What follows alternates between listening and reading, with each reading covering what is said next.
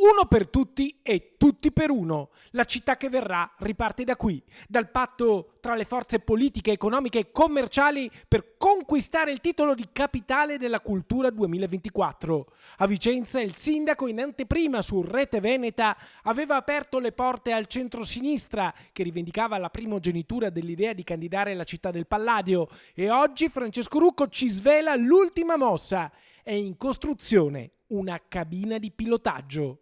La cabina di pilotaggio è in fase di costruzione, la stiamo già definendo, è formata ovviamente dai rappresentanti istituzionali più importanti del territorio, non solo quelli degli enti locali ma anche delle categorie, e da lì poi segue il comitato di indirizzo che è formato dalle principali istituzioni culturali della città e a seguire poi tutti i produttori culturali del territorio, sono oltre 20, che parteciperanno alla stesura del nostro dossier che parteciperà al bando.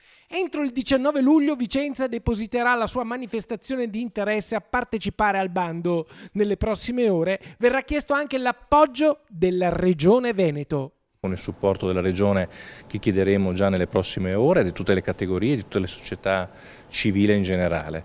E su questo stiamo cercando e stiamo trovando grandi risposte dal territorio e lo faremo anche attraverso l'inserimento di un rappresentante della minoranza, quindi del centro-sinistra in questo caso, nella cabina di pilotaggio che è il cuore della governance di questa partecipazione al bando Capitale Italiana Cultura 2024. Insomma, la nomination della città del Palladio al bando per la Capitale della Cultura 2024 deve essere visto come una sfida che unisce tutte le forze politiche e culturali di Vicenza, perché qui si può vincere, si può perdere, ma tutti insieme.